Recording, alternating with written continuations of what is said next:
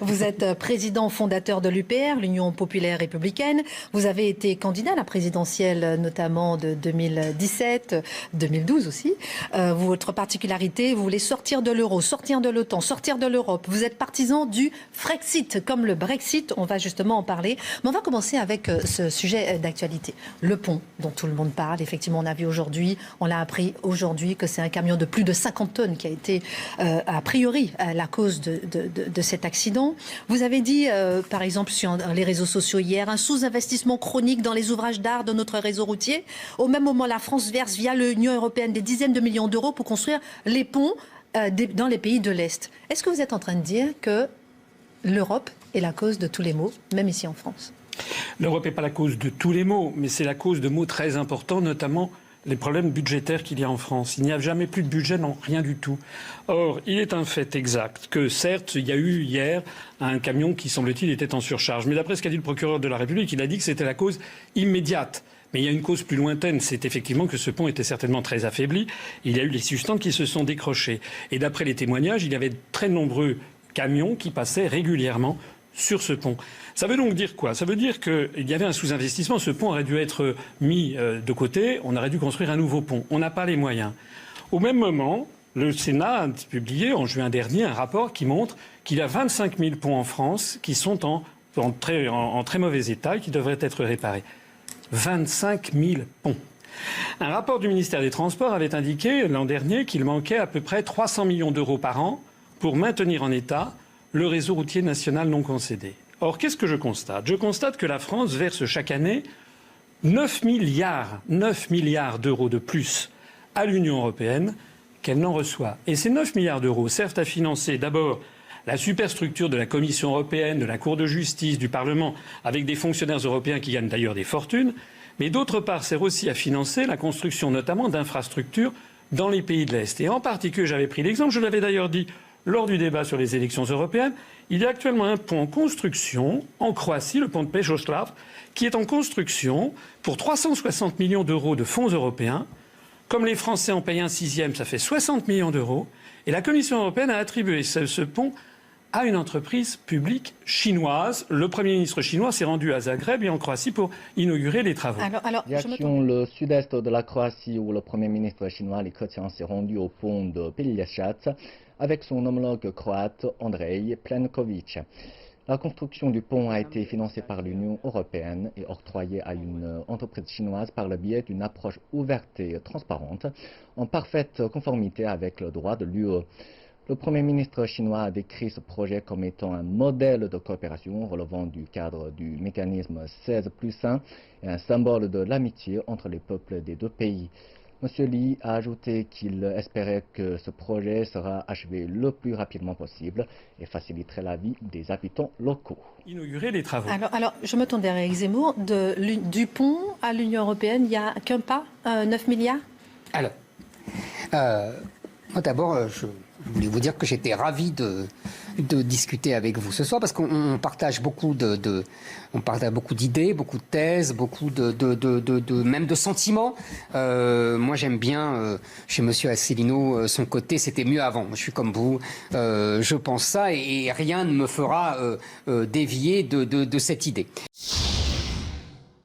Et au-delà de la voix de la France, c'est la voix de la langue française. C'est la raison pour laquelle je m'exprime toujours avec le drapeau français, flanqué non seulement du drapeau de l'Organisation des Nations Unies, mais également flanqué du drapeau de l'Organisation internationale de la francophonie, qui fait de la langue française l'une des langues en plus forte croissance du monde, qui fait de l'espace français, de l'espace mental et culturel français, une autre façon de concevoir le XXIe siècle que le communautarisme à l'anglo-saxonne. Nous sommes pour des relations de solidarité, d'amitié, sans considération de couleur de peau ou de religion ou d'appartenance continentale. Notre participation dans le cadre des Nations Unies, d'une part, dans la francophonie, d'autre part, nous permettent d'envisager l'avenir de façon positive, radieuse et rayonnante, sans démanteler tous nos acquis sociaux, sans tailler en pièces tout ce que nos parents, nos grands-parents et nos ancêtres nous ont livré comme cadeau. Il y a une vie après la construction européenne. Maintenant, après, c'est comment on mène des combats qu'on peut avoir en commun, etc. C'est ça l'idée, en fait. Est-ce qu'on les mène bien? Est-ce qu'on les mène mal? Est-ce qu'on pense qu'on peut les mener bien ou mal? Vous êtes d'accord avec moi là-dessus? Maintenant, vous me dites, là, l'exemple du pont est un très bon exemple, je trouve. Parce que vous nous dites, ce pont, bon, vous m'accordez que l'effet direct n'a rien à voir avec le sous-investissement, etc. C'est ce camion qui n'a pas respecté les réglementations. Et vous le dites vous-même, d'autres camions, depuis des mois et des mois, ne respectaient pas non plus. Donc évidemment, ça... Mais je veux bien... Parce qu'après tout, il n'y a pas de raison de vous croire de mauvaise foi. Je veux bien penser, comme le rapport sénatorial, que nous avons beaucoup de ponts qui sont en sous-investissement. Nous ne sommes pas d'ailleurs le seul pays. L'Allemagne aussi est en sous-investissement. Les États-Unis sont en sous-investissement public. Il y a beaucoup de pays comme ça.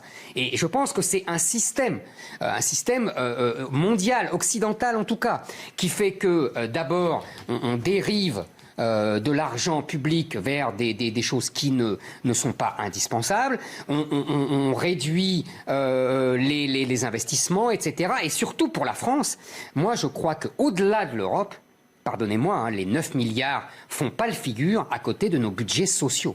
Moi je pense que notre problème numéro 1, ce n'est pas les 9 milliards qu'on donne en plus à l'Europe, qui sont vraiment un épiphénomène, un trait léger sur le papier par rapport à notre budget social qui est colossal. Et pourquoi notre budget social est colossal selon moi? C'est parce qu'on l'ouvre au monde entier. Et ça, c'est pas l'Europe qui nous oblige à faire ça. Je vais pas me faire l'avocat du diable, hein, vous comprenez bien ce que je veux dire. Je n'ai pas de sympathie particulière ni pour les technocrates européens, ni pour la superstructure de la Commission de Bruxelles. Mais je pense qu'il est ridicule de tout mettre sur leur dos et surtout de se tromper de combat. Moi, je pense qu'en l'occurrence, nos problèmes budgétaires viennent de nos problèmes sociaux, et nos problèmes sociaux viennent du fait que notre système social est open bar et est ouvert au monde entier. François Asselineau. Stratagème numéro 18.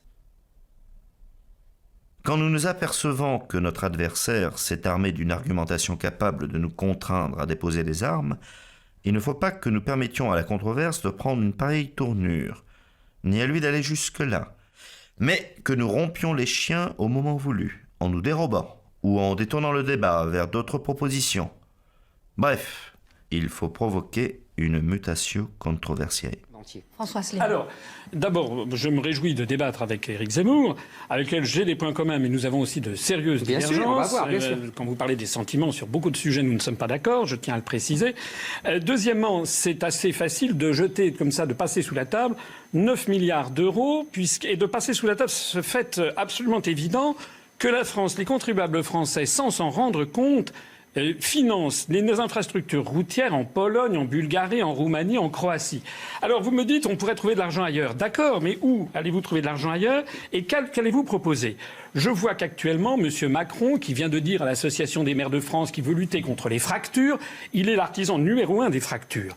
M. Macron est en train de prendre des décisions de la réforme de l'assurance chômage. Vous le savez, les employés de Pôle emploi sont effarés. Il va y avoir 1 300 000 Français qui vont d'un seul coup voir leurs prestations de chômage diminuer, peut-être baisser au RSA. Vous savez qu'actuellement... La nouvelle convention de l'assurance chômage décidée par le gouvernement durcit encore un peu plus l'accès et le maintien des droits pour les chômeurs et précaires. Pour ouvrir des droits, il faut maintenant avoir travaillé 6 mois sur 24 mois, contre 4 mois sur 28 mois auparavant. Pour recharger ces droits, il faut maintenant avoir travaillé 6 mois au lieu d'un mois auparavant. À partir du mois d'avril, les indemnités seront calculées en divisant les salaires perçus sur la totalité des jours du mois et non sur la totalité des jours travaillés. C'est aussi le retour de la dégressivité pour les plus hauts revenus. C'est la porte ouverte à la généralisation de ce système injuste qui a déjà été essayé sans succès. Au total, un chômeur sur 2 va être impacté par cette nouvelle réforme, soit 1 300 000 chômeurs. On voit bien qu'à travers ces chiffres, que le gouvernement ne veut pas éradiquer le chômage, mais bien les chômeurs. Cette cette réforme va toucher plus durement les femmes et les jeunes, principales victimes du temps partiel subi et des contrats courts. Avant, pour 12 mois de travail à 1 425 €, je touchais une allocation chômage de 1 065 € par mois sur 12 mois. À partir du 1er avril, pour le même travail et le même salaire, je toucherai une allocation chômage de 705 € par mois sur 24 mois. Avant, pour 6 mois de travail au SMIC, je touchais 936 € par mois pendant 6 mois. À partir du 1er avril, pour le même travail et le même salaire, je toucherai 282 € par mois pendant 24 mois. Cette réforme a pour objectif de réaliser 3,5 milliards d'économies sur le dos des chômeurs. Ça. Vous savez qu'actuellement, c'est pas moi qui le dis, c'est l'INSEE, il y a 800 à 900 Français qui basculent chaque jour en dessous du seuil de pauvreté. Nous sommes face à un pays qui est en pleine déroute sociale et morale. Est-ce que vous croyez que c'est vraiment en ce moment qu'il faut s'attaquer maintenant aux systèmes sociaux alors que nous ne cessons de nous attaquer? C'est également les retraites. Tout ceci d'ailleurs étant réclamé, je me permets de le préciser, la réforme des retraites, comme la réforme de l'assurance chômage, comme beaucoup d'autres choses, étant réclamée par la Commission européenne, je suis désolé de le repréciser, en vertu du rapport des grandes orientations des politiques économiques qui sont décidées chaque année pour chaque État et notamment pour la France. Est-ce que vous connaissez les GOPÉ, Grandes orientations de politique économique? En fait, c'est la feuille de route fixée depuis des années à chaque État de l'Union européenne pour aller vers une harmonisation du marché. Donc dedans, on trouve le gel des salaires, la réduction du périmètre de l'État, c'est-à-dire les privatisations, la baisse des dépenses publiques, la souplesse des conditions de travail en cas de difficultés économiques, donc des facilités pour licencier, et puis la fin des professions réglementées. Exactement les fameuses réformes. Macron nous explique qu'elles sont indispensables à la France. Le problème, c'est que pendant des années, les syndicats se sont contentés de défendre les intérêts de leurs adhérents au mépris des règles d'égalité. Les régimes spéciaux, ça n'incite pas les salariés du privé à aller manifester, donc ils ne seront pas là aujourd'hui. La conclusion, c'est que quand on ne peut pas déprécier sa monnaie, on retrouve de la compétitivité en jouant sur les salaires et le droit du travail. C'est exactement ce qu'on est en train de faire. C'est ce que l'Union européenne nous réclame.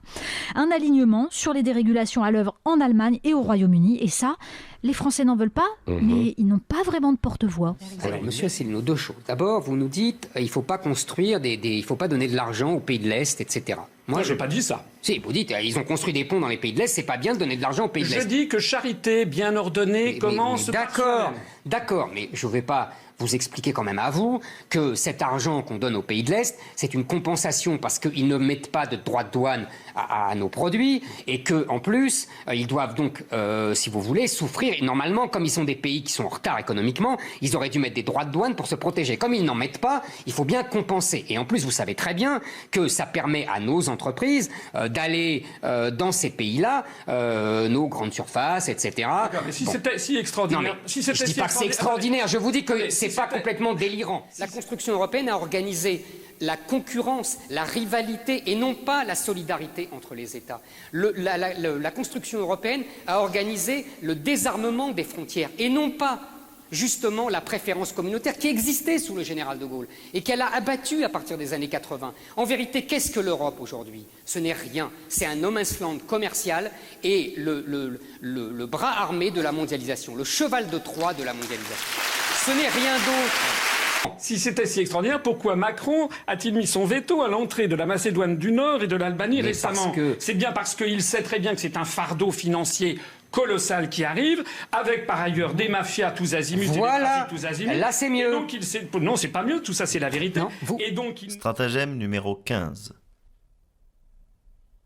Quand nous avons posé une proposition paradoxale, que nous serions en peine de prouver, nous proposerons à notre adversaire une proposition quelconque, exacte, mais dont la vérité n'éclate pas de prime abord, afin qu'il l'admette ou qu'il la rejette. S'il la rejette, par méfiance, nous le réduirons ad absurdum et triompherons. Mais s'il l'admet, nous aurons dit, en attendant mieux, quelque chose de rationnel, et nous pouvons alors voir venir. Ou bien nous y ajouterons le stratagème précédent et nous affirmerons alors que notre paradoxe est démontré. Il lui faut une extrême impudence, mais elle se rencontre dans l'expérience humaine, et il y a des gens qui pratiquent instinctivement toutes ces astuces. Et donc, il n'est pas normal d'avoir ce fardeau-là. Quant à faire de la charité, qui paye les fonds que les Français versent à l'Union européenne? Les 9 milliards d'euros que nous versons en plus. Les Français? Oui, pas seulement les Français. Toutes les personnes vivant en France, y compris ce sujet qui vous est cher. Mais on va en parler. C'est-à-dire que... Stratagème numéro 27. Quand l'adversaire entre en fureur à l'improviste, en présence d'un argument, il faut pousser plus loin avec ardeur cet argument. Non seulement parce qu'il est avantageux de le mettre en colère, mais parce qu'on peut supposer qu'on a touché le point faible de son raisonnement, et qu'on peut sans doute le harceler au sujet de ce point plus qu'on ne le voit de prime abord. C'est-à-dire que des Sénégalais qui vivent en France, lorsque par exemple ils achètent tel ou tel produit, ils payent des droits de douane si ce sont des produits d'importation qui vont aller financer la Commission européenne. Et la Commission européenne, va donner en moyenne 100 fois plus d'argent à chaque habitant de l'Estonie ou de la Lettonie, qui sont des pays à revenus intermédiaires, plutôt qu'à chaque habitant du Sénégal. Et si vous voulez lutter contre l'immigration clandestine, puisque je crois que c'est l'un de vos sujets favoris, je dis quant à moi que nous devrions bien plus réorienter notre aide au développement vis-à-vis des pays du Sud, surtout lorsqu'elle est financée en France par des ressortissants de ces pays. Monsieur Asselineau, d'abord, toutes les études les plus récentes prouvent que votre raisonnement, qui est un vieux raisonnement, j'ai entendu notre ami commun Charles Pasqua l'expliquer depuis 30 ans, c'est-à-dire il faut développer les pays du Sud pour qu'ils ne viennent pas chez nous. C'est faux. Stratagème numéro 14. Une astuce impudente consiste, quand il a répondu à plusieurs questions sans que ces réponses tournent au profit de la conclusion visée par nous, à prétendre que la déduction que l'on voulait imposer par cette controverse, bien qu'elle n'en résulte aucunement, n'en est pas moins démontrée, et à le proclamer triomphalement. Si l'adversaire est craintif ou stupide, et qu'on possède avec une superbe impudence une voix sonore, on a de bonnes chances de succès. Cela relève du fallacia non causae ut causae, traiter comme une preuve ce qui n'en est pas une. Plus on les développe, et au contraire, plus ils viennent chez nous. Toutes les études récentes le montrent, tout simplement parce que quand ils sont trop pauvres pour venir, ils ne pensent même pas à venir, et quand ils commencent à se développer, ils viennent. Parce que quand ils sont trop pauvres pour venir, ils ne pensent même pas à venir, et quand ils commencent à se développer, ils viennent. Parce que quand ils sont trop pauvres pour venir, ils ne pensent même pas à venir, et quand ils commencent à se développer, ils viennent. Parce que quand ils sont trop pauvres pour venir, ils ne pensent même pas à venir, et quand ils commencent à se développer, ils viennent. Parce que quand ils sont trop pauvres pour venir, ils ne pensent même pas à venir, et quand ils commencent à se développer, ils viennent. Deuxièmement, quand vous dites effectivement un problème qui m'est cher, ce n'est pas l'immigration clandestine qui m'est chère, monsieur Asselineau, c'est l'immigration tout court. Je pense, comme 70% des Français, qu'il faut arrêter toute immigration. Alors, ça, c'est très intéressant. Déjà, il faut commencer par rappeler que, ici, Éric Zemmour ne parle pas de faits ou de chiffres qui pourraient être vérifiables. Il parle de position politique, d'opinion, d'analyse. Or, il se permet de tracer une ligne entre le tort et la raison, l'erreur, la vérité. Au fond, il se permet de dire le bien et le mal. Ça, en rhétorique, ça porte un nom. On appelle ça une argumentation désubjectivée. La désubjectivation, c'est assez simple. Ça consiste à présenter une opinion personnelle comme une vérité objective. Au fond, on ne dit pas à l'autre « je ne suis pas d'accord avec vous ». On ne lui dit même pas « je pense que vous avez tort ». On lui dit « vous avez tort ». En d'autres termes, Éric Zemmour, dans ses extraits, se présente comme le détenteur d'une vérité révélée. Et ça me semble poser deux problèmes. Le premier, assez simple, c'est un positionnement mégalomane. Il n'y a que les saints et les prophètes, les rois et les dictateurs qui se permettent de parler comme ça. Deuxième problème, plus grave parce qu'il est démocratique, c'est un positionnement déloyal. Dès lors qu'Éric Zemmour se permet de dire « vous avez tort » ou « vous avez raison », il se place dans la position du professeur. Et ça lui permet de prendre immédiatement et de manière indue l'ascendant sur ses adversaires. Et alors, qu'est-ce qu'il se passe quand, malgré tout, il tombe sur quelqu'un en position de lui résister? Par exemple, Bernard-Henri Lévy. Eh bien, il se passe ça. Pourquoi c'est une Europe faible? Parce qu'elle s'est convertie au BHLisme. C'est bien avec vous parce qu'on est dans Harry Potter. Il y a Erdogan le méchant, Poutine le méchant, et puis maintenant Trump le méchant. Moi j'aime bien parce que j'ai l'impression d'être dans Harry Potter. Moi j'aime bien, j'ai aucun problème avec vous. Le problème c'est le réel qui a un problème avec vous. Le réel vous aime pas. Le réel passe son temps à se moquer de vous. Vous inventez à chaque fois. C'est pour ça que je vous dis que c'était beau, c'est Harry Potter. Est-ce que vous ne pensez pas que votre narcissisme confine à la naïveté? Mais à cause de ça, on a eu des millions de migrants qui sont passés. Non. Bravo Bernard-Henri Lévy. Les millions de migrants. Votre narcissisme confine à la naïveté, vous êtes Harry Potter. Ici, on a basculé dans autre chose. On a basculé dans ce qu'on appelle de l'argumentation ad personam. C'est assez simple, ça consiste à faire porter ses arguments sur la personne même de l'adversaire ou de l'interlocuteur. En d'autres termes, on cherche à disqualifier son interlocuteur, à le discréditer, voire même, et je crois que c'est le cas ici, à l'humilier. Alors attention. Je ne dis pas qu'il n'y a pas d'arguments chez Éric Zemmour. En 10 heures de débat, il y a eu des arguments et chacun est libre de se positionner par rapport à l'autre. En revanche, ce qui m'apparaît quand on voit ces séquences, c'est plutôt la difficulté de débattre sereinement, de débattre tout court avec Éric Zemmour. Il présente ses opinions comme des vérités. Il agresse ses interlocuteurs. Au fond, à mon sens, ce qu'il ne respecte pas, c'est simple, ce sont les règles du jeu, du débat démocratique. Et ça c'est un problème. Et que là-dessus, c'est le problème majeur. C'est ça le reproche principal que je vous fais, c'est que vous vous trompez de combat hiérarchiquement premier. Vous pensez, vous, que le combat premier en haut de l'échelle, c'est la souveraineté. Moi, je pense que c'est l'identité. C'est-à-dire que je pense, avant de déterminer quelle part de souveraineté on a et comment on peut récupérer notre souveraineté, je suis pas en désaccord majeur avec vous là-dessus. Mais je pense que le premier problème, c'est quel peuple sommes-nous? Quelle nation sommes-nous? Quelle identité avons-nous? Quelle identité allons-nous garder? Vous savez, si dans 50 ans, nous sommes devenus une république islamique, elle pourrait être souveraine, ça ne sera plus la France non plus. Si demain, nous avons une république islamique souveraine, est-ce qu'elle vous irait? Le reste des Français. Moi, je suis là pour essayer de rassembler. Vous n'avez pas répondu à ma question. Mais parce que je pense que votre question est une question provocatrice. Vous considérez vraiment qu'il va y avoir un État islamique en France? À 30 ans, oui. Mais c'est vous qui êtes d'extrême droite, alors. Donc la question de la souveraineté passe après la question de l'identité. Et vous détournez le combat du vrai enjeu majeur. Je pense que la démographie est plus importante que le droit. Je pense que ça n'est pas véritablement le volume des gens qui pose problème, je suis d'accord. Donc on est d'accord sur ce point-là. En revanche, le fantasme que cela suscite, la représentation, puisqu'on est vraiment dans un phénomène de représentation. Par exemple, la démographie. On vous dit, les Arabes, ça prolifère. Ça prolifère. Voilà, le mot proliférer, comme des lapins. Ça prolifère. Eh bien, on constate, les chiffres le disent. C'est pas vrai. C'est pas vrai. C'est pas vrai. C'est pas vrai. A tendance à redevenir nationale. Bien sûr. Ils proliféraient chez eux. Quand ils viennent ici, à la deuxième génération... Qui va faire des mômes Qui va faire des mômes pour la France, alors? Eh ben alors, c'est tant pis, c'est pour la prochaine immigration. Non, monsieur Zemmour, vous méconnaissez le fait que la souveraineté, c'est pas un concept abstrait, c'est le pouvoir de changer les choses.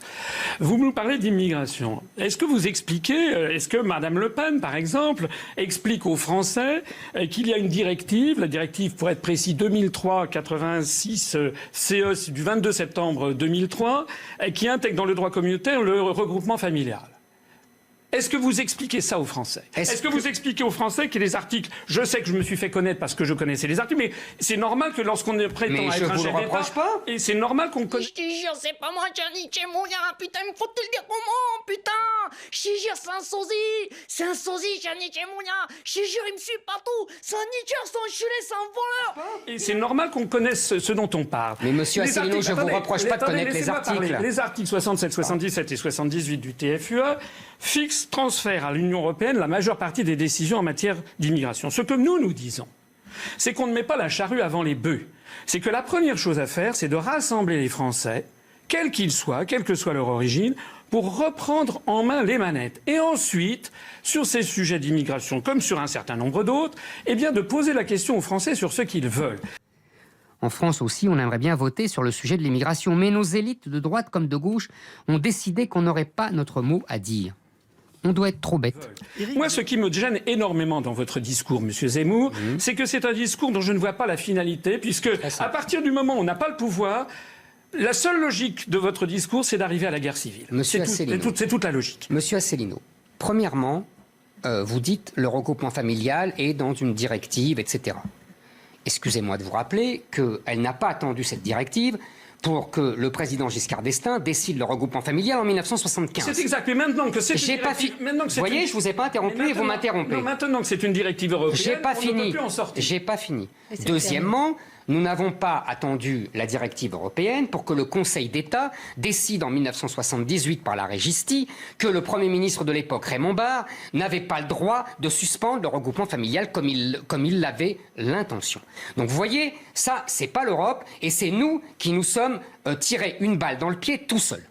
Deuxièmement, je vous rappelle que nous sommes dans l'Union européenne avec la directive dont vous parlez et que la Hongrie et la Pologne n'ont pas d'immigrés, que l'Italie n'a quasiment pas de regroupement familial malgré votre directive, que le Danemark est en train de tout verrouiller et que personne ne lui déclare la guerre. Parce que votre directive, on peut s'asseoir dessus, monsieur Asselineau. Et la France peut très bien s'asseoir dessus, si le politique le veut, s'asseoir sur la directive. En fait, Airbus est un projet français. À la limite, un projet franco-allemand. Attendez, Éric Zemmour, qui serait impossible aujourd'hui. Français, allemand, espagnol et italien. Après. Et il sera possible aujourd'hui, puisque dès la semaine prochaine, ils sont venus après. Nous allons, vous me laissez pas finir, sur la base des nations, construire une Europe de la batterie électrique qui est exactement sur le même modèle que l'industrie aéronautique. Les traités l'interdisent. Un projet les commun traités industriel. l'interdisent. Les traités l'interdisent et vous le savez très bien. Parce que votre directive, on peut s'asseoir dessus, monsieur Asselineau. Et la France peut très bien s'asseoir dessus, si le politique le veut, s'asseoir sur la directive. En fait, ce qui me gêne toujours avec vous, c'est que j'admire votre connaissance des directives, et je le dis sans ironie, parce que moi aussi, je crois avoir une très bonne mémoire, et donc j'aime beaucoup quand on a une excellente mémoire, et je trouve que c'est très utile. Mais quand on a un ordre juridique national qui est sous l'autorité d'un ordre juridique européen, qui, justement, déploie cette idéologie droit de l'hommiste et multiculturaliste, et bien là, c'est mort. On ne peut plus. Mais je ne suis pas. Non. Mais je pense que vous êtes le miroir inversé des gens que vous détestez. Vous faites exactement comme la technocratie de Bruxelles. Vous faites du droit. Vous nous balancez vos directives et vous ne faites pas de politique. Pour vous démontrer l'importance de l'Europe dans cette histoire, je vous rappelle simplement, et vous le savez très bien d'ailleurs, que lorsque vous avez le Conseil d'État ou la Cour de cassation qui prennent des décisions, le gouvernement s'incline. Or, sur tous ces sujets, et sur tous les autres d'ailleurs, le Conseil d'État et la Cour de cassation obéissent à la Cour de justice des communautés européennes et obéissent à la Cour européenne des droits de l'homme. Donc c'est le vrai problème. Quand la Cour européenne des droits de l'homme a condamné la France à cause de la procédure sur Babylou, le président de la Cour de cassation a dit « Ah ben on va peut-être changer notre jurisprudence ». C'est ça aujourd'hui le problème, monsieur le maire. Non. Alors déjà qu'on a des élites françaises qui ne connaissent plus les règles de la laïcité, parce qu'on parle toujours des règles de la laïcité, mais en fait on ne sait plus aujourd'hui que la laïcité à la française, ce n'est pas seulement la neutralité de l'État, c'est aussi la neutralité des religions par rapport à l'État et par rapport aux citoyens dans la rue. Et ça, ce n'est absolument plus respecté, on le sait très bien, il suffit d'aller dans toutes les banlieues françaises. Il reste 1 minute 30 au ministre de l'économie pour vous répondre et pour conclure ce débat. Je voudrais peut-être qu'on revienne à l'Europe. Mais revenons à l'Europe, c'est la même chose, c'est le même sujet. Je voudrais qu'on revienne à l'Europe et je trouve que ce débat est très... Mais on n'a pas parlé de l'euro, c'est dommage. Et très éclairant. Non, il a dit on n'y va pas et puis c'est tout. C'est simple. Et il se fout complètement des directives, machin et machin. Moi je suis fatigué de ces responsables politiques ou journalistiques qui expliquent aux Français qu'il faudrait avoir à la tête de l'État quelqu'un qui piétine le droit. Si on piétine le droit, c'est la porte ouverte à la loi de la jungle. Je suis désolé, l'article 5 de la Constitution pose que le président de la République est le garant du respect des traités. Il est également le garant de l'unité nationale. Et c'est quelque chose auquel vous ne portez jamais attention. Je vous dis que le discours que vous tenez est un discours qui consiste continuellement à jeter de l'huile sur le feu sans qu'il y ait un résultat concret. Et j'ajouterais que vous me faites penser, vous savez ce que faisait François Mitterrand dans les années 80, dès qu'il y avait un problème social un petit peu compliqué, il ressortait le chiffon rouge, le droit de vote aux immigrés. Maintenant... 10 mai 81, François Mitterrand, président. À gauche, c'est l'euphorie et l'espoir. L'espoir que la vie va changer, et notamment celle des immigrés. Dans ses 110 propositions, le candidat socialiste promet de donner le droit de vote aux étrangers pour les élections locales. Une promesse qui ne sera jamais tenue. En 1985, Mont-Saint-Barreul, dans le Nord, tente une expérience. Pour la première fois, les immigrés sont appelés aux urnes. Tollé. Le Front National manifeste, l'affaire est enterrée. Pourtant, en 1987, à la veille de sa réélection, François Mitterrand revient à la charge. Personnellement, je suis de ceux qui pensent que ce droit devrait être étendu. Mais discussion difficile, partout. Difficile, en effet. Surtout quand la droite accuse le président socialiste de faire le jeu du Front National et dénonce sa politique en matière d'immigration.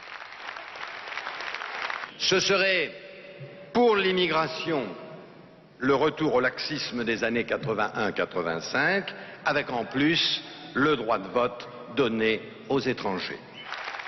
De 88 à 95, rien ne bouge, malgré la montée en puissance d'SOS Racisme. En 97, la gauche retrouve le pouvoir, mais Lionel Jospin assure que la réforme est impossible en période de cohabitation. Maintenant, ça a changé. Maintenant, c'est cette affaire. Une fois, c'est le burkini, une fois, c'est le voile islamique. C'est-à-dire que on a affaire. C'est comme si le peuple français était un taureau dans une corrida. Alors, il a d'abord les banderilles, le traité de Maastricht, et puis le traité de Lisbonne, et puis le rapport des grandes orientations des politiques économiques, etc. Donc, le taureau commence à être fatigué. Et puis, voici Monsieur Zemmour. Monsieur Zemmour qui est avec son voile, comme le torero, olé. Et olé, c'est-à-dire que le taureau fonce vers la muleta, vers le voile que vous agitez, alors qu'au même moment, on est en train de détruire le droit social des Français. Au même moment, on est en train de privatiser à outrance la Française des Jeux, ce qui est un scandale économique. On est en train de privatiser Aéroport de Paris. On est en train de démolir le droit du travail. Vous savez, ce dont les Français ont besoin, c'est de se rassembler. Ne me faites pas le coup, je sais, il y a des gens qui me font le coup. Ah, c'est un énarque qui vit dans sa tour d'ivoire. Non. Moi, je vis. J'ai rien dit. Non, mais je le sais parce que certains m'ont déjà. Je n'allais pas vous dire ça. Eh ben, moi, je vis dans un quartier populaire parisien. J'ai été élu du 19e arrondissement où il y a 150 nationalités. Je me suis présenté aux élections à Aulnay-sous-Bois. Dans le parti politique que j'ai créé, il y a beaucoup de Français d'origine étrangère et des Français d'origine comme vous d'ailleurs, originaires du Maghreb. Par ailleurs, vous dites que vous êtes attaché à notre terre, c'est très bien, je le suis. Mais je vous ai entendu à l'époque où vous sévissiez sur une chaîne du service public sur la 2, pour ne pas la nommer, que vous étiez d'origine berbère. Bon, donc vous êtes attaché à votre terre. Non, pourquoi ne pas retourner en Kabylie, par exemple? Non, là vous dites n'importe quoi. Eh non, c'est vous qui avez dit, c'est pas moi. Hein. Non. J'ai dit, on m'a demandé quels étaient mes ancêtres. Mes ancêtres, oui, ils sont berbères. Donc vous êtes berbère. Mais non, pas du tout, parce vous êtes quoi? Je suis français. Vous êtes français d'origine berbère. Mais alors Et alors, à ce moment-là, pourquoi ne pas retourner, justement, lorsque vous faites le client... Mais mon cher, c'est compliqué, Michel. Mon cher monsieur, on peut vous répondre là ou vous parlez tout seul? Mon cher monsieur, Michel. Et qui sont tout à fait patriotes et tout à fait français. Et donc il faut favoriser justement ce rassemblement des Français. C'est ça le rôle d'un chef d'État. Éric Zemmour. Monsieur Asselineau, vous faites exactement le contraire du général de Gaulle que vous prétendez révérer. Le général de Gaulle, qu'est-ce qu'il a fait? Deux choses. Un, quand il est arrivé au pouvoir, il est resté dans le marché commun de l'époque. Et deux, il a donné l'indépendance à l'Algérie parce qu'il ne voulait pas que son village devint Colombey-les-Deux-Mosquées. Vous acceptez que votre village devienne Colombey-les-Deux-Mosquées et vous voulez sortir du marché commun. Et après, vous citez le général de Gaulle. Excusez-moi, j'y vois une contradiction majeure.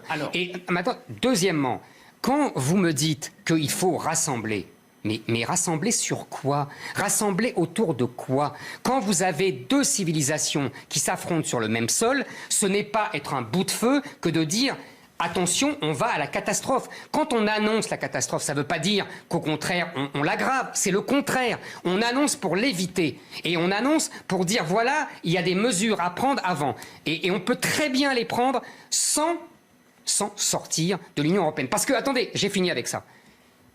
Le problème de votre sortie de l'Union européenne, c'est que vous n'avez personne derrière vous. Vous enfermez les Français. Vous l'avez vu, vous avez fait 1%. Attendez, parce que j'ai eu 0,9% du temps de parole aussi. Bon.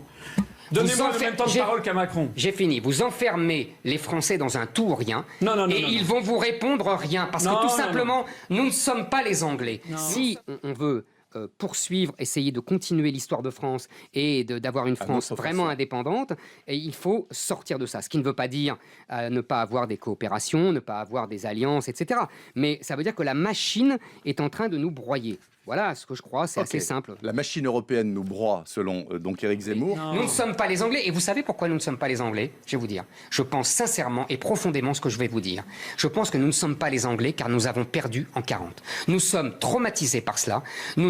Les Anglais ont gagné les guerres depuis 2 siècles. Nous en avons perdu plusieurs. Et nous n'osons plus, peut-être à tort d'ailleurs. Moi, je regrette comme vous le temps où nous affrontions toute l'Europe et où nous n'avions pas peur de ça.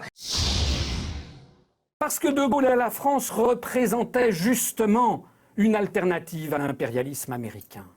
C'est pour ça que des millions de latinos descendaient dans les rues. C'est parce qu'ils avaient besoin de la voix de la France. La France, elle n'appartient pas qu'aux Français, je le dis dans mes conférences. Les peuples du monde ont besoin de la voix de la France justement pour s'opposer aux empires. À toutes les époques, la France a dû s'opposer aux empires, sauf malheureusement lorsqu'elle-même a versé dans ce travers. Mais la France s'est opposée à Hitler, pas parce que c'était l'Allemagne et les Allemands, parce que c'était une volonté impériale. De Gaulle s'est opposé à Staline et à l'URSS, pas parce que c'était les Russes, parce que c'était une volonté impériale. Et De Gaulle s'est opposé aux Anglo-Saxons, pas parce qu'il n'aimait pas les Anglo-Saxons, il disait « je les aime bien », mais simplement parce que c'était une volonté impériale. Et nous l'avons vu en 2003 au moment de la guerre en Irak. Nous l'avons vu lorsque la France est intervenue au Conseil de sécurité par la voix de Dominique de Villepin, lorsque la France est intervenue pour justement s'opposer à la position américaine au Conseil de sécurité. Dans les jours qui ont suivi, plus de 85% de la population planétaire a approuvé la position française. Dans les jours qui ont suivi, on a vu des files d'attente. J'ai toutes les dépêches, j'ai gardé les dépêches de l'époque, se créer de Mexico à New Delhi, de Tokyo à Bombay, de Caracas à Moscou, devant les alliances françaises, les gens qui voulaient apprendre le français. Mais oui, parce qu'on ne sauvera pas la langue française en disant il faut sauver la langue française et en se battant sur l'imparfait du subjonctif.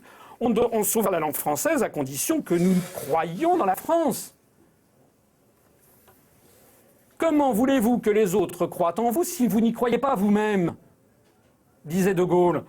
Comment voulez-vous que les gens aient envie d'apprendre la langue française si la France apparaît comme le domestique et le larbin des États-Unis? Faire le choix de la langue française, c'est faire le choix d'une posture politique. C'est faire le choix d'un pays qui, certes, n'est plus une très grande puissance, mais qui, pour quiconque a voyagé dans le monde, sait bien que nous avons une aura considérable, que la voix de la France est attendue avec impatience dans les pays du Moyen-Orient, dans le monde arabe, en Extrême-Orient, en Amérique latine, dans l'ensemble russophone, les gens attendent. Et que dit la France? C'est bien, votre pays reste maître chez lui. Et Sihanouk répond, le monde actuel a trouvé en vous le plus grand Saint-Georges moderne. Saint-Georges, vous savez, c'est celui qui terrasse le dragon. C'est ça la grandeur de la France. La grandeur de la France, c'est pour aider les autres, c'est pour aider les autres pays du monde. Que nous soyons un modèle comme nous l'avons été en 1789, comme nous l'avons été en 1848, comme nous l'avons été en 1792 aussi à Valmy, comme nous l'avons été également pendant la Seconde Guerre mondiale et comme nous l'avons été pendant les années 1960, que nous soyons un principe à la fois de modération, parce que la France est un pays de modération, mais un principe de libération. C'est ça la grandeur de la France. Donc avant que de cracher sur la grandeur de la France, eh bien je dis aux gens, regardez bien sur quoi vous crachez. De ça. Mais on n'ose plus faire ça. Et plutôt, vous nous enfermez dans un combat perdu d'avance et vous ne voulez pas voir le seul combat qui vaille, c'est-à-dire le combat pour notre identité. Alors, je pense que c'est criminel ce que vous faites. Et vous êtes aussi coupable que la gauche. Vous tenez le même discours que la gauche. Monsieur Zemmour, ultime stratagème. Si l'on s'aperçoit que son adversaire est supérieur et qu'on va perdre la partie, que l'on prenne un ton personnel, offensant, grossier. Devenir personnel, cela consiste à passer de l'objet du débat, puisqu'on a perdu la partie, au contradicteur lui-même, et à s'en prendre à sa personne, d'une manière ou de l'autre. On pourrait l'appeler argumentum ad personam, afin de le distinguer de l'argumentum ad hominem. Celui-ci s'écarte de l'objet proprement dit pour s'attacher à ce que l'adversaire en a dit, ou en a concédé. Mais lorsqu'on devient personnel, on laisse complètement de côté l'objet, et concentre son attaque sur la personne de l'adversaire. Monsieur Zemmour, vous nous condamnez à On vous a entendu sur ce sujet. J'aimerais qu'on passe à un autre sujet. Voilà. Non, il faut quand même que je réponde. Mais répondez. Non. D'abord, je ne suis pas du tout un homme du passé, je suis un homme du futur. J'ai pas dit ça, vous répondez à ce que je n'ai pas dit. Si, parce que vous dites, vous enfermez, vous citez De Gaulle, etc. Je ne révère pas De Gaulle. Ce qu'il faut regarder, c'est le futur. Le futur, c'est que vous ne révérez pas De Gaulle. Vous Vous revendiquez du gaullisme social. Oui, peut-être, mais pas seulement. Il y a chez nous des gens qui sont anti-gaullistes et qui ont rallié l'UPR. Ce que nous proposons, c'est de regarder la France du futur. La France du futur, tout le monde a compris que l'Union européenne est au bord de la désintégration. C'est d'ailleurs Macron lui-même qui l'a dit, l'Europe est au bord du précipice. Plus personne dans toute porte fermée, les gens savent que ça ne marche plus à 28 États. C'est-à-dire qu'il faut regarder de l'avant. Votre discours, c'est vous qui enfermez les Français dans une polémique stérile qui ne peut déboucher en fait, au bout du compte, que sur la guerre civile. Vous ne proposez rien. Ce que je dis, c'est que il s'agit d'une vaste manipulation pour monter les musulmans d'un côté contre les gens d'extrême droite en face. Donc moi, ce que je dis aux musulmans et aux gens de la droite nationale, c'est voyez le piège grossier qui vous est tendu et évitez de vous précipiter la tête la première dans ce piège grossier. Et ça nous permet pour le coup de venir à la question suivante. Finalement, qui sont les responsables de tout ça au sein de l'oligarchie? Qui sont-ils? Quelle est leur idéologie? Et c'est quoi le but de tout ça finalement? De cette diversion, voire de cet agenda? Parce que moi, de ce que tu me décris, j'ai l'impression que c'est un agenda finalement. Bien sûr que c'est un agenda. C'était, je crois, Roosevelt qui disait en politique, il n'y a jamais de hasard. Et ceux qui travaillent à cette guerre civile pour dévier la colère des Français, je vous l'ai dit, il y a des têtes qui représentent ce mouvement. C'est un mouvement néoconservateur français, néoconservateur judéo-sioniste, pour être clair, avec d'une part Éric Zemmour qui monte les Français accessoirement catholiques contre les musulmans, et d'autre part Bernard-Henri Lévy ou Attali qui se présente maintenant comme le parrain des musulmans. On l'a vu récemment sur Beurre FM. Beurre FM qui appartient à feu Serge Dassault. Beurre FM a été acheté par Dassault il y a quelques années. D'ailleurs, Beurre FM a été acheté, je crois, en 2014 par Dassault, et quelques années avant, autour de 2010, Jacques Attali déclarait publiquement il faut que nous, les Juifs, nous prenions en charge la bourgeoisie musulmane montante. Il dit comme en Angleterre, où des Juifs financent les imams. Donc on a Jacques Attali qui dit qu'il faut prendre en charge la bourgeoisie musulmane. Quelques années après, on a Serge Dassault qui achète Beurre FM. Et logiquement, Jacques Attali qui est invité, qui était dans les locaux de Beurre FM. Et donc leur stratégie à eux, c'est de pousser les musulmans contre les catholiques, en disant, et d'ailleurs il rappelle, il dit oui, souvenez-vous, on n'en parle pas assez souvent, mais en Algérie il y a eu une alliance judéo-musulmane contre le colon blanc français. Donc en fait, il y a Attali qui veut mettre en place une alliance judéo-musulmane face à Zemmour qui veut mettre en place une alliance judéo-chrétienne. Et l'idéologie de tout ça, c'est quoi? C'est ce que j'appelle la stratégie du choc des civilisations. Théorisée non pas par Samuel Huntington, mais par son maître Bernard Lewis, de confession juive et détenteur de 3 nationalités américaines, britanniques et israéliennes. Tout à fait. D'ailleurs, c'est une des références de Zemmour, qui cite Huntington, mais aussi Bernard Lewis, qui est un historien spécialiste du monde musulman. Bernard Lewis qui a contribué à pousser les États-Unis dans la guerre contre l'Irak. 1 million de morts. Effectivement. Je pense que c'est criminel ce que vous faites. La première guerre, la deuxième, d'accord, celle de 2003. C'est celui qui a convaincu personnellement Dick Cheney qui était opposé à la guerre. Mais je ne propose pas du tout. D'ailleurs, moi j'ai fait 1,2% aux élections européennes. Vous ne vous êtes pas présenté, donc vous avez fait 0%. Et par ailleurs, je me permets de dire... allez-y, et nous verrons. Alors, je dis que nous devons rassembler les Français, redonner confiance aux Français dans la France, et aussi faire comprendre, parce que vous savez ce qui se passe dans les banlieues. Qu'est-ce que c'est la France pour vous? Ce qui se passe dans les banlieues, c'est un immense discrédit de la classe politique. Parce que lorsque dans les banlieues... Je me moque de la classe politique. Mais moi, je m'en moque pas. Monsieur Asselineau, qu'est-ce que c'est que la France pour vous? Laissez-moi parler. Lorsque l'on voit dans les banlieues une classe politique vermoulue de corruption, où l'on a des affaires style Balkany, style Richard Ferrand, c'est pas mon sujet. Messieurs, François Asselineau, écoutez-moi, vous êtes à côté de la plaque, monsieur Asselineau. Pardonnez-moi, vous êtes à côté de la plaque. François Asselineau, j'ai une question. Non, c'est moi. Maintenant, c'est moi. François Asselineau. La logique de l'Union européenne, c'est pas de frontières. La logique de l'Union européenne, c'est pas d'identité. La logique de l'Union européenne, c'est uniquement un marché avec des consommateurs et non pas des peuples. C'est ça le problème. Alors, François Asselineau, j'ai une petite question pour vous. 1,2%, s'il vous plaît. 1,2%. C'est le chiffre que vous avez fait aux européennes. Sur 34 listes, oui. Et nous allons aller aux élections municipales. Monsieur Asselineau. Oui. C'est un chiffre que vous avez fait. Oui. Vous étiez vous vouliez être le porte-parole justement des Gilets jaunes. Est-ce que ce mouvement des Gilets jaunes n'a pas été une rupture entre la base et la technocratie ? Oui, le problème des Gilets jaunes que je vois, c'est qu'ils ne supportent plus la situation actuelle. Macron parle des fractures, mais c'est lui qui a contribué à faire les fractures, sachant qu'il n'y a pas que lui. Avant lui, il y avait Hollande, avant lui, il y avait Sarkozy. Toutes ces personnalités, on n'a plus de chef d'État.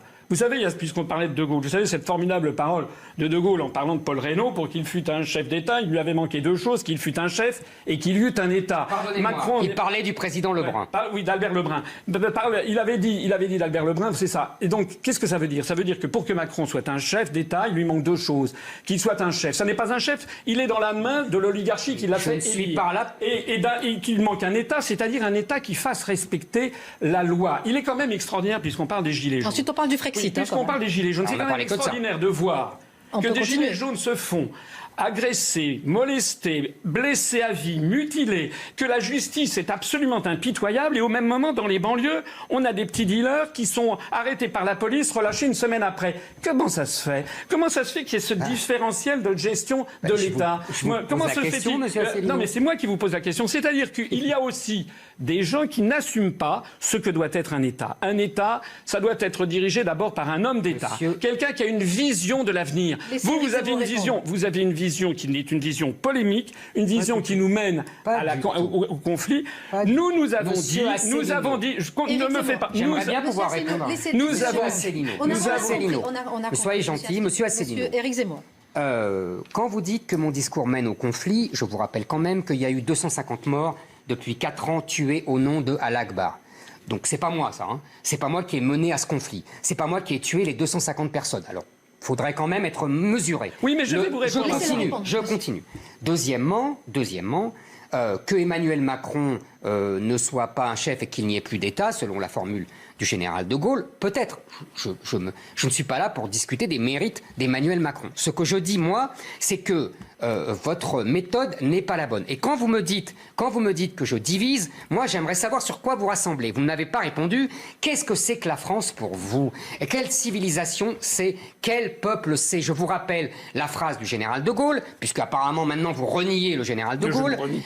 Le général de Gaulle disait « Il est bon qu'il y ait des Français jaunes, noirs et bruns, mais il faut qu'ils restent en minorité, car nous sommes avant tout un peuple de race blanche, de religion chrétienne et de culture gréco-romaine. » Est-ce que vous souscrivez à cette phrase du général de Gaulle, ou est-ce que vous estimez que, au contraire, nous devons être un peuple multiculturel et qu'il y ait des enclaves islamisées partout en France est tout à fait bien et tout à fait normal? Alors déjà, le général de Gaulle était un homme né en 19e siècle, en 1890. La situation a pas mal changé. Deuxièmement, ce que vous dites ne débouche sur rien. Non, ça débouche sur que de jeter de l'huile sur le feu. Comme disait De Gaulle, puisque vous aimez à le citer, la politique, c'est partir des réalités. La réalité, c'est quoi ? C'est que la France, elle est comme elle est aujourd'hui, et que nous voulons rassembler. Et s'il y a bien quelqu'un qui passe son temps à vouloir redonner son lustre à la France, c'est moi. Toutes mes interventions, je les conclus en disant « Vive la République ». Vive la France. Est-ce que vous avez déjà... Non, jamais, je n'ai jamais entendu le président de la République dire ce genre de truc. Stratagème numéro 23. La contradiction et la querelle incitent à exagérer ce que l'on affirme. Nous pouvons donc amener l'adversaire, en le contredisant, à pousser une affirmation à la rigueur exacte, dans les limites qui lui conviennent, au-delà de la vérité. Et une fois que nous avons réfuté cette exagération, nous avons l'air d'avoir également réfuté sa proposition originelle. À l'inverse, il faut bien nous garder de nous laisser entraîner par la contradiction à exagérer ou à étendre le champ d'application de notre proposition. Souvent aussi, l'adversaire tentera lui-même et directement d'étendre le champ de notre proposition au-delà des limites que nous lui avons fixées. Il faut aussitôt alors y mettre le holà et le ramener à la limite de notre affirmation en disant « Voilà ce que j'ai dit et rien de plus. » Nous disons qu'on rassemblera les Français sur une certaine idée de la France. La France qui ne va pas créer... Vous citez 250 morts, c'est atroce. Mais est-ce que la France avait à démolir le régime syrien, d'essayer de démolir le régime syrien, démolir le régime libyen, démolir le régime libyen? Est-ce que vous pensez qu'il n'y a pas dans les banlieues une formidable soif de justice et un refus du 2 poids 2 mesures? Nous allons aller dans les banlieues. Nous allons être dans 60 villes de plus de 10 000 habitants. Là, il n'y aura pas 34 listes, il y en aura 4 ou 5. Et nous proposons d'abord et avant tout l'honnêteté, la sincérité, et on adopte toutes les mesures de anticorps, l'organisation anticorruption. Déjà, luttons cela. Je note, monsieur Asselineau, que vous n'êtes pas capable de me dire qu'est-ce que la civilisation française et que, vous n'êtes pas capable de me dire que c'est une civilisation européenne et que c'est la seule limite de votre raisonnement. Ça n'est pas... Oui, mais alors, comme disait Bismarck, l'Europe c'est une géographie, c'est pas un pays. Qu'est-ce qu'il disait Bismarck? L'Europe est une géographie, c'est pas un pays. Du tout vrai.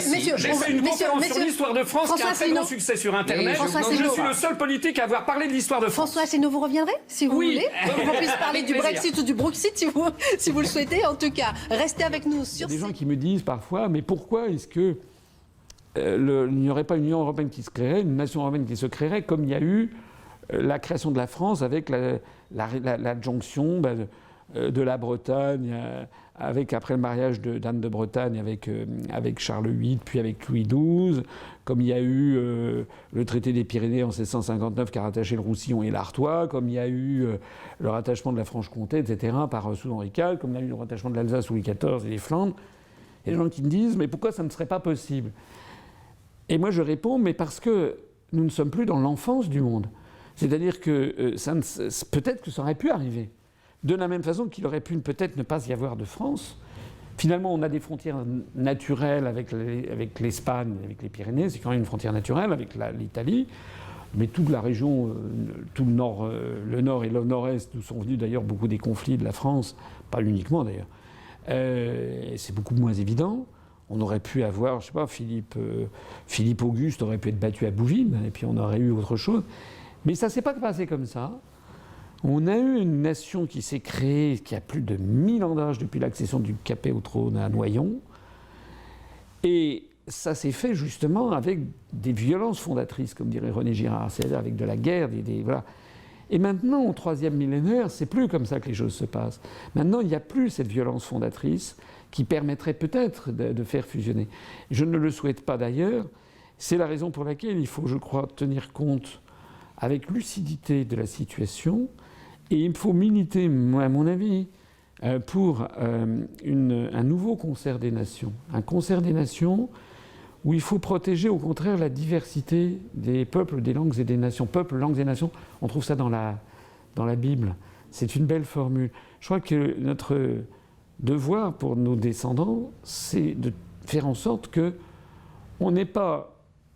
on puisse préserver ces grandes nations qui ont créé des civilisations, de la littérature, de la beauté, etc. Et non pas ce que je ne voudrais surtout pas qu'il arrive, c'est une espèce de pulvérisation de ces nations en sous-entités, sous la forme des euro-régions par exemple. Ce qui menace actuellement, il y a quand même des menaces d'éclatement de l'Espagne, d'éclatement de la Belgique, d'éclatement du Royaume-Uni, d'éclatement de la France, en sous-entités qui n'auraient pas la taille suffisante, et tout ce récit serait noyé dans une civilisation mondiale fondée sur une langue que certains appellent le globish, l'anglo-américain de bazar, que les linguistes appellent ça une koiné, une espèce de nouveau latin de notre époque, et où tout le monde, et ceci véhiculerait un même mode de vie au niveau planétaire, tout le monde mangerait du McDonald's, du Kentucky Fried Chicken, tout le monde s'émouverait devant les mêmes productions hollywoodiennes. Enfin, pour moi, ça, c'est l'horreur. Je pense que ça serait dramatique de laisser ça à nos enfants et nos petits-enfants. C'est pour ça que il y a dans mon refus de la construction européenne, je pense que c'est fondé sur des idées saines. C'est pas du tout de la xénophobie, c'est au contraire la volonté de préserver, comme il faut préserver la diversité biologique des espèces animales ou végétales, il faut préserver aussi la diversité des peuples et des nations et des grandes civilisations de la planète. Merci.